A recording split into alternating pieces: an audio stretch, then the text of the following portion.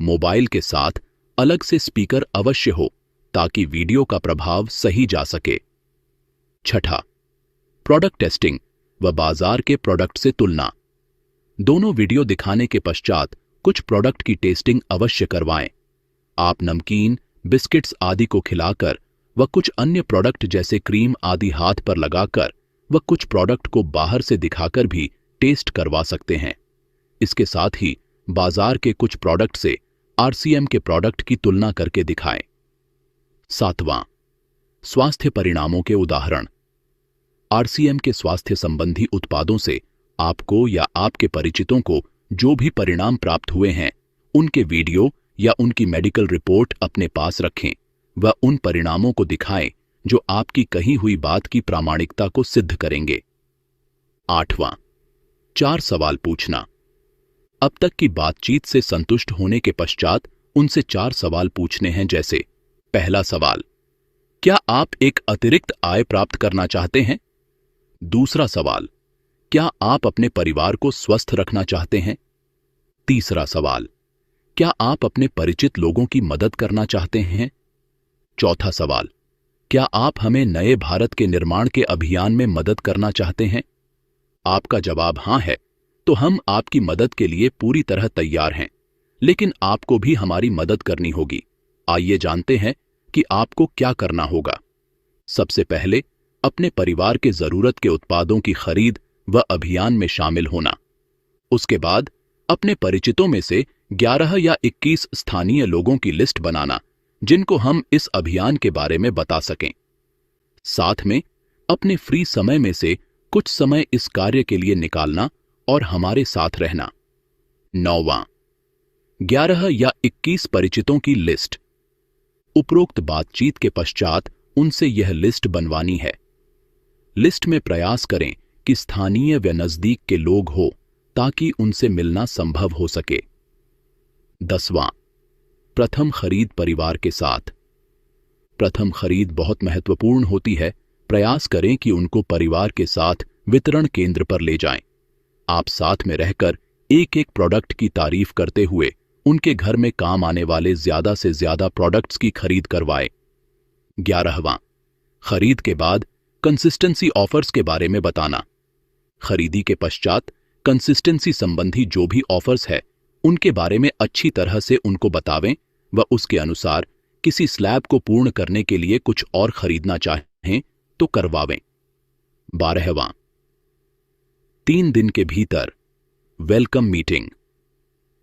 नए साथियों के ज्वाइनिंग के 3 दिन के भीतर उनके घर पर एक वेलकम मीटिंग जरूर करें, जिसमें आप भी परिवार के साथ जाएं व नए साथी के परिवार के साथ एक वेलकम मीटिंग करें, जिसमें अभियान प्रचार के समय की गई दोनों वीडियो दिखाने से लेकर प्रोडक्ट टेस्टिंग तक की गतिविधि को दोहराए।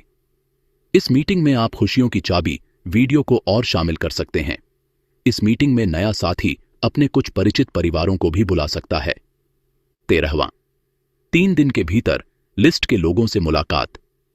ज्वाइनिंग के 3 दिन के भीतर इन लोगों से समय लेकर मुलाकात करनी है व अभियान के बारे में ठीक उसी तरह से बताना है। इनसे मुलाकात के समय नए साथी को अवश्य साथ में रखना है।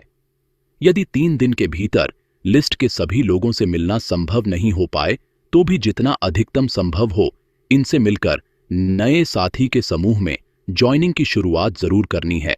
बाकी लोगों से आप बाद में मिल सकते हैं। इस प्रकार इनमें से भी बहुत सारे लोग ज्वाइन करेंगे। फिर उनके साथ भी इसी प्रकार लिस्ट बनाना, वेलकम मीटिंग आदि सभी नियमों का पालन होगा। यही सिलसिला आगे से आगे चलता रहेगा और आगे से आगे ज्वाइनिंग की संख्या बढ़ती रहेगी। यही सक्रिय व गुणात्मक ज्वाइनिंग है।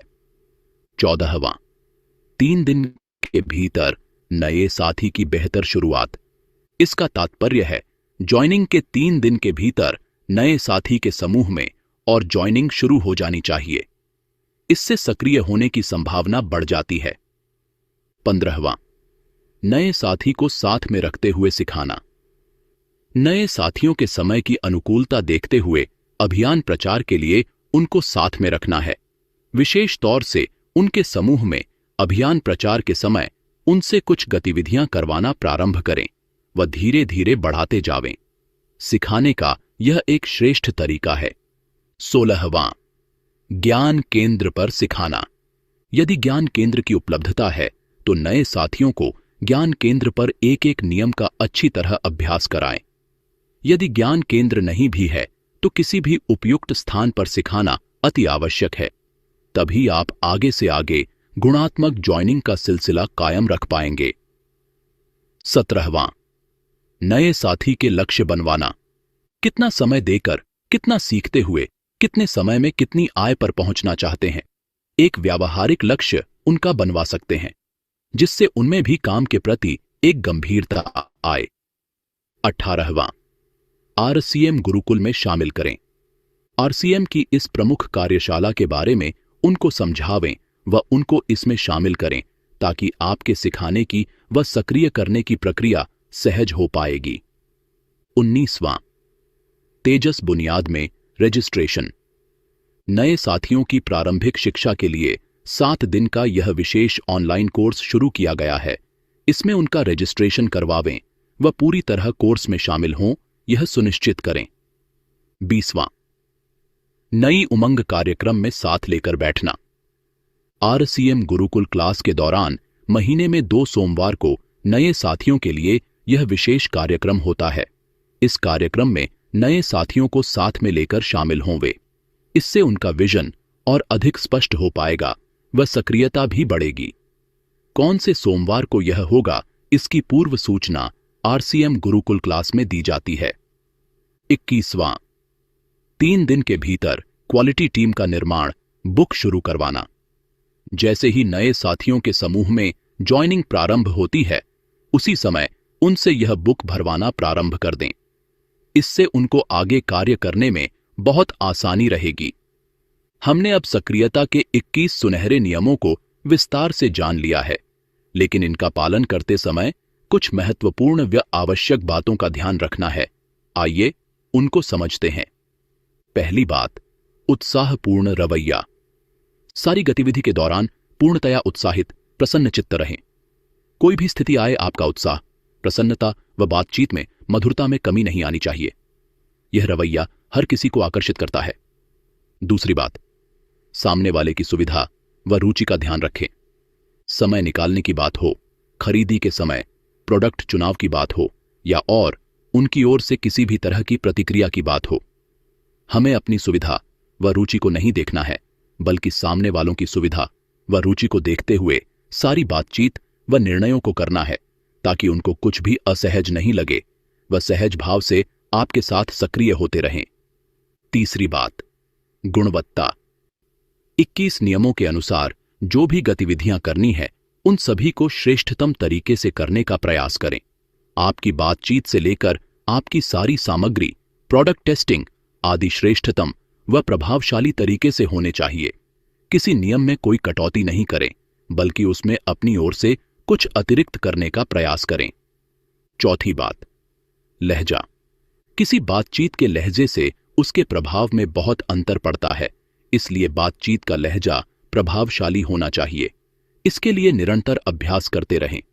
इसके अलावा हमेशा दूसरों की बात को ध्यानपूर्वक सुनते हुए सारगर्भित व उनकी रुचि की बात करें। पांचवी बात, नई रॉयल्टी का बीज। हमारे समूह में जब भी कोई ज्वाइनिंग होती है तो इस गतिविधि के संपन्न होने के पश्चात हमें इस गतिविधि को कहना है कि आज एक नई रॉयल्टी का बीजारोपण हुआ है। इन शब्दों का इस्तेमाल करने से हमारे माइंड में व नए साथी के माइंड में सक्रिय होने की प्रोग्रामिंग होगी। वैसे भी किसी को भी ज्वाइन करवाने के पीछे उसकी कामयाबी का मकसद रहना चाहिए। छठी बात, सिखाने के नियम पर विशेष ध्यान दें। नए साथियों को सिखाने की गतिविधि को जितना अच्छी तरह आप करेंगे, उतना ही गुणात्मक ज्वाइनिंग प्रक्रिया को संपन्न करना संभव हो पाएगा। इसलिए सभी को सिखाने पर पूरा ध्यान दें। उनमें से यदि कुछ साथी नहीं भी रुचि लेंगे, तो भी पर्याप्त साथी ऐसे तैयार होते जाएंगे जो आत्मनिर्भर अभियान प्रचारक बनते जाएंगे। सातवीं बात, गति का ध्यान रखें। नियमों का पालन करने में निर्धारित समय को बढ़ाएं नहीं, बल्कि उससे और कम समय में पूरा करने का प्रयास करें। जब नए साथी उत्साहित हैं, उस समय हर गतिविधि में आपका साथ देंगे, लेकिन यदि आपने थोड़ा भी अंतराल दे दिया तो वे बहुत सारे बहाने बनाने लग जाएंगे। वैसे भी हम जानते हैं, जब लोहा गर्म हो उसी समय चोट मारने पर उससे हथियार बनाए जा सकते हैं। 8वीं बात, मूल्यांकन करें। यदि आपको पर्याप्त परिणाम नहीं मिल रहे हैं तो आप नियमों के पालन करने का मूल्यांकन करें। उनमें कुछ कमी रह जाने पर या पर्याप्त गुणवत्ता से पालन नहीं करने पर ही ऐसा हो सकता है। इसलिए मूल्यांकन करते हुए उनमें सुधार करें। सभी नियम शोध आधारित व पूर्णतया वैज्ञानिक है, इसलिए इनमें अपने अनुसार कोई कमी नहीं करें। इनको श्रेष्ठतम तरीके से पालन करने का प्रयास करें। 9वीं बात, लगातार संपर्क में रहें। इस अध्याय में शुरुआत के कुछ नियम व महत्वपूर्ण बातें बताई गई हैं, लेकिन इससे कार्य पूर्ण नहीं हो जाता है। नए साथियों से लगातार संपर्क में रहना है व उनको शिक्षित व प्रेरित करते रहना है। 10वीं बात, पुरानी धारणाओं व आदतों को दूर करें। काफी समय तक एक तरीके पर काम करने से हमारी कुछ धारणाएं व आदतें बन जाती हैं जो हमें नए तरीके पर काम करने में बाधक बन जाती हैं, इसलिए इन्हें दूर करें व पूर्ण विश्वास व सघनता के साथ नए तरीके पर कार्य करें। इसी के साथ तेजस मेन का आज का सत्र समाप्त होता है। जय RCM।